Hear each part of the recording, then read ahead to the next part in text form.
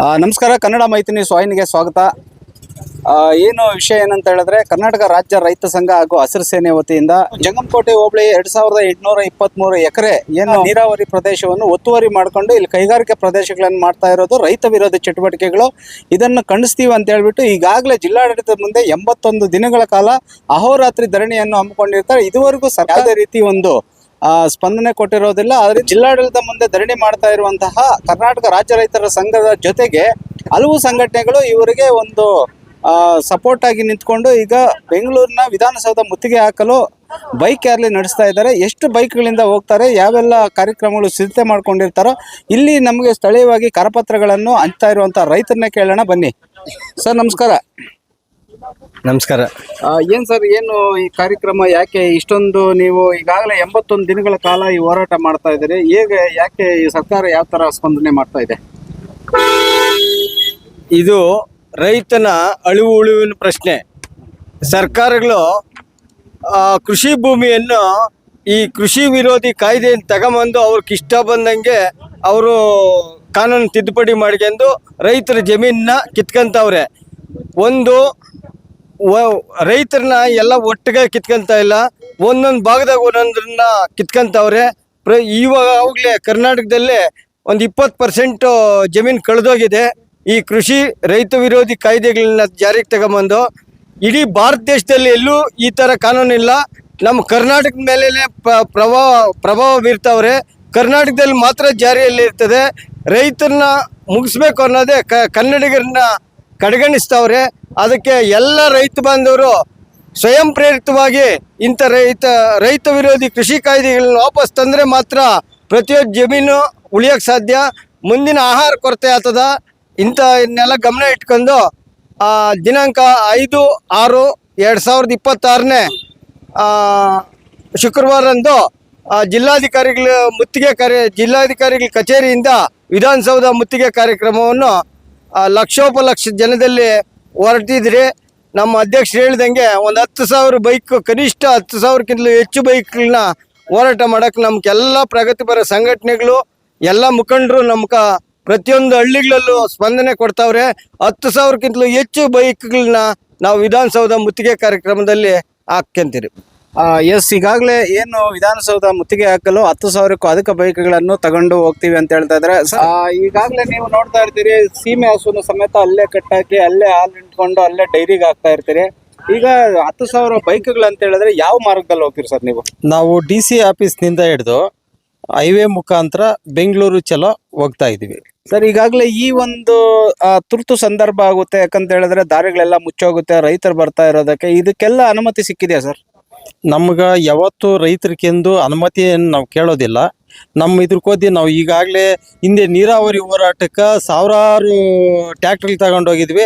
ಹಾಗೂ ನಾವೇನು ಅನುಮತಿ ತಗೊಂಡಿರಲಿಲ್ಲ. ಈಗೂ ಅದೇ ಥರನೇ ನಾವು ಹೋಗ್ತಾ ಇದ್ದೀವಿ ಸರ್. ಈಗ ನಿಮಗೆ ರಾಜಕಾರಣಿಗಳಂತ ಹೇಳಿದ್ರೆ ಕೆ ಸುಧಾಕರ್ ಅವರು ಈಗಾಗಲೇ ಬೆಂಬಲ ಸೂಚಿಸಿದ್ದಾರೆ. ಇನ್ಯಾರೆಲ್ಲ ಬೆಂಬಲ ಸೂಚಿಸಿದ್ದಾರೆ ಸರ್? ಈಗ ಕೆ ಸುಧಾಕರ್ ಅವರು ಸೂಚಿಸಿದ್ದಾರೆ. ಅದೇ ಥರ ಎಲ್ಲ ಪಕ್ಷಗಳವರು ನಮ್ಗೆ ಪ್ರಗತಿಪರ ಪಕ್ಷಗಳವರು, ಪ್ರಗತಿಪರ ಸಂಘಟನೆಗಳು, ದಲಿತ ಸಂಘಟನೆ ಆಗ್ಬೋದು, ಕನ್ನಡ ಸಂಘಟನೆಗಳಾಗ್ಬೋದು, ಮಾನವ ಹಕ್ಕುಗಳು, ಇವೆಲ್ಲನೂ ನಮ್ಗೆ ಬೆಂಬಲ ಸೂಚಿಸಿದ್ದಾರೆ ಸರ್. ಈಗ ರೈತರು ಅಂತ ಹೇಳಿದ್ರೆ ಇದಕ್ಕೆ ಪಕ್ಷ ಇಲ್ಲ, ಪಕ್ಷಾತೀತವಾಗಿ ರಾಜಕೀಯಾತೀತವಾಗಿ ಇದೆ. ಈಗ ನಿಮ್ಮಲ್ಲಿ ಹೋರಾಟ ಮಾಡ್ತಾ ಇರುವಂಥವರು ಕಾಂಗ್ರೆಸ್ನಲ್ಲಿ ಇದ್ದಾರೆ, ಮತ್ತು JDSನಲ್ಲೂ ಇರ್ತಾರೆ. JDS ಮತ್ತು ಕಾಂಗ್ರೆಸ್ನಲ್ಲಿ ಇರುವಂಥ ನಾಯಕರು ಯಾರಾದರೂ ನಿಮ್ಮ ಜೊತೆಯಲ್ಲಿ ಬರ್ತಾ ಇದ್ದಾರಾ? ಬರ್ತಾವ್ರೆ. ಪ್ರತಿಯೊಬ್ಬ ರೈತರೆಲ್ಲರೂ ಬರ್ತಾವ್ರೆ. ಯಾರೋ ಪಾರ್ಟಿ ಕಟ್ಕೊಂಡಿರೋರು ಅವ್ರು ಮಾತ್ರ ಇದರಲ್ಲಿ ಹೆಜ್ಜೆ ಇಕ್ತಾ ಇಲ್ಲ ಅಷ್ಟೇ. ಬಿಟ್ಟರೆ ಇನ್ನು ಅಧಿಕಾರದಲ್ಲಿರೋಂಥವ್ರು ಬಿಟ್ಟು ಇನ್ನೆಲ್ಲರೂ ಬರ್ತಾವ್ರೆ ಸರ್. ಇದೇ ಬಿಡದಿಯಲ್ಲಿ ಏನು ಅಲ್ಲಿ ರೀತಿ ಒಂದು ಒತ್ತುವರಿ ಆಗ್ತಾ ಇದೆ ಜಮೀನುಗಳನ್ನ, ಅಲ್ಲಿ ರೈತರಿಗೆ ಬೆನ್ನೆಲುಬಾಗಿರ್ತೀನಿ ಅಂತ ಹೇಳ್ಬಿಟ್ಟು ಕುಮಾರಸ್ವಾಮಿ ಅವರು ಅಲ್ಲಿ ಧ್ವನಿ ಎತ್ತಾರೆ. ಈ ಭಾಗದ ಜಂಗಮಕೋಟೆ ಭಾಗದ ಬಂದಾಗ ಇಲ್ಲಿ ಯಾಕೆ ಧ್ವನಿ ಎತ್ತಾ ಇಲ್ಲ ಅಂತೇಳಿ ಹೇಳ್ತಾ ಇದ್ದಾರೆ. ಅದ್ರ ಬಗ್ಗೆ ಹೇಳ್ಬೇಕಂದ್ರೆ ಸರ್, ಈಗ ಈ ಭಾಗದಲ್ಲಿ ನಮ್ಮ ಶಾಸಕರು ಧ್ವನಿ ಎತ್ತಬೇಕಾಗಿತ್ತು. ಅದು ಯಾರು ಒತ್ತಡಕ್ಕೆ ಮಣಿದು ಅವರು ಧ್ವನಿ ಎತ್ತುತ್ತಾ ಇಲ್ಲ ಅನ್ನೋದು ತಾವು ಅವ್ರಿಗೆ ಮನವರಿಕೆ ಮಾಡಿಕೊಡ್ಬೇಕು ಸರ್. 2823 ಎಕರೆಯಲ್ಲಿ ಇದುವರೆಗೂ 450 ಎಕರೆ ಬಿಟ್ಟಿದ್ದೀನಿ ಅಂತ ಹೇಳಿದ ಮೇಲೆ ಇನ್ನೂ ಎಷ್ಟು ಬಿಡಬೇಕು? ಸರ್ಕಾರಿ ನೀರಾವರಿ ಪ್ರದೇಶಕ್ಕೆ ಬಿಟ್ಟು ಮಾಡಲಿ ಅಂತ ಹೇಳ್ತಾ ಇದಾರಲ್ಲ, ಅದ್ರ ಬಗ್ಗೆ? ಈಗ ಸರ್ಕಾರಿ ಜಮೀನು ಅಂತ ಹೇಳಂದ್ರೆ ಪಿ ನಂಬರ್ ಇರೋದೆಲ್ಲ ಗೋಮಾಳ ಅಂತಾನೆ ಕಾಣಿಸ್ತದೆ. ರೈತರು ಈಗಾಗಲೇ ಮನೆಗಳು ಕಟ್ಕೊಂಡವ್ರೆ, ಬೋರ್ಗಳು ಹಾಕ್ಯಂಡವ್ರೆ, ಈ ಎಲ್ಲ ಗಿಡ ಮರ ಹಣ್ಣುಗಳು ಹಂಪಲುಗಳು ಎಲ್ಲ ತೋಟಗಳು ಮಾಡ್ಕೊಂಡವ್ರೆ. ಅದನ್ನೆಲ್ಲ ಗೋಮಾಳ ಅಂತೇಳಿ ಅಂದ್ಬಿಟ್ಟು ರೈತರನ್ನ ಒಕ್ಲೆಬ್ರಿಸಬಾರ್ದು. ಈಗ 2004ರಲ್ಲಿ ದರ್ಖಾಸ್ ಕಮಿಟಿ ಆಗಿರೋದು, ಇಂದವರೆಗೂ ಆಗಿಲ್ಲ. 20 ವರ್ಷದಿಂದ ಇನ್ನೂ ಅದಕ್ಕೆ ಮೊದಲು ಒಂದು 10 ವರ್ಷ ಮೊದಲು 30 ವರ್ಷದಿಂದ ರೈತರವ್ರೆ, ಅವ್ರನ್ನ ಯಾಕೆ ಒಕ್ಲೆಬ್ರಿಸ್ಬೇಕು? ಈಗ ಸರ್ಕಾರನೇ ಹೇಳೈತಲ್ಲ, ಬಹುಗ್ರಾಮ್ ಸಾಗುವಳಿ ನೀವು ಹಾಕ್ಕೊಳ್ಳಿ, 53 ಅರ್ಜಿಗಳು ಹಾಕ್ಕೊಳ್ಳಿ, 57 ಹಾಕ್ಕೊಳ್ಳಿ, ನಾವು ನಿಮಗೆ ಕೊಡ್ತೀರಿ, ನೀವು ಬೆಳೆ ಇಟ್ಕೊಳ್ಳಿ. ಈಗ ಯಾಕೆ ನಮ್ಮ ರೈತರನ್ನ ಒಕ್ಲೆಬ್ರಿಸ್ಬೇಕು? ಎಸ್, ಈಗಾಗಲೇ ನಮ್ಮ ಜೊತೆ ಇರುವಂತಹ ಎಲ್ಲ ರೈತರದ್ದು ಬೇಡಿಕೆ ಒಂದೇ ಆಗಿದೆ. ಜಂಗಮಕೋಟೆ ಹೋಬಳಿಗೆ ಸಂಬಂಧಪಟ್ಟಿದ ನೀರಾವರಿ ಪ್ರದೇಶದ ಕಂಪ್ಲೀಟ್ ಆಗಿ ಇಲ್ಲಿಂದ ತೊಲಗಬೇಕು, KIDB ಇಲ್ಲಿ ಆಗಲೇಬಾರ್ದು ಅಂತ ಹೇಳ್ಬಿಟ್ಟು ಅವರ ಒಂದು ಹಲವು ದಿನಗಳ ಬೇಡಿಕೆ ಆಗಿದೆ. ಅದೇ ರೀತಿ ಇಲ್ಲಿ ಹಿರಿಯರು ಸುಮಾರು ದಿನಗಳಿಂದ ಇವರು ಎಲ್ಲ ಕೆಲಸಗಳನ್ನು ಬಿಟ್ಟು ಅಲ್ಲಿ ಜಿಲ್ಲಾಧಿಕಾರಿಗಳ ಕಚೇರಿಯ ಮುಂದೆ ನಿರತರಾಗಿರ್ತಾರೆ ಅಹೋರಾತ್ರಿ ಧರಣಿಯಲ್ಲಿ. ಸರ್, ನಿಮ್ಮ ಹೆಸರು, ಯಾಕೆ, ಏನಾಯ್ತು ಸರ್? ನಮ್ಮ ಹೆಸರು ಕರ್ನಾಟಕ ರಾಜ್ಯ ರೈತ ಸಂಘದ ತಾಲೂಕು ಕಾರ್ಯದರ್ಶಿ ಕೆಲಸ ಮಾಡ್ತಾ ಇದ್ವಿ. ನಮ್ಮ ಹೆಸರು ಕೆಂಪರೆಡ್ಡಿ ಅಂತ. ನಾವು ಇವತ್ತು KIBD 2323 ಎಕರೆಯನ್ನು ಏನು ವಶಪಡಿಸ್ಕೊಳ್ತಾ ಇದೆ, ಇದು ಒಂದು ಜನರಿಗೆ, ಒಂದು ರೈತರಿಗೆ ಆಗಿರ್ತಕ್ಕಂಥ ಒಂದು ಆತಂಕ. ಕೃಷಿ ಭೂಮಿಯನ್ನು ಇವತ್ತು ರೈತರ ಕೃಷಿ ಭೂಮಿ, ಫಲವತ್ತಾದ ಭೂಮಿಯನ್ನು ಇವತ್ತು ಇಷ್ಟೊಂದು ಭೂಮಿ ಆಕ್ರಮಿಸ್ಕೊಳ್ತಾ ಇದೆಯಲ್ಲ, ಇದು ಒಂದು ದುರದೃಷ್ಟಕರ. ರೈತರು ಎಲ್ಲಿ ಹೋಗ್ಬೇಕು? ದೇಶಕ್ಕೆ ಬೇಕಾದಂಥ ಅನ್ನ ಕೊಡ್ತಕ್ಕ ಅನ್ನದಾತರ ರೈತರನ್ನು ಇವತ್ತು ಜಮೀನನ್ನು ಕಿತ್ಕೊಂಡು ಇವತ್ತು ಬೀದಿ ಹಿಂಪಾಲು ಮಾಡ್ತಾಯಿದ್ರೆ ಏನು ಮಾಡಬೇಕು? ಅದರಿಂದ ನಾವು ಇವತ್ತು 5ನೇ ತಾರೀಕು ಒಂದು ಹೋರಾಟವನ್ನು ಹಮ್ಮಿಕೊಂಡಿದ್ವಿ.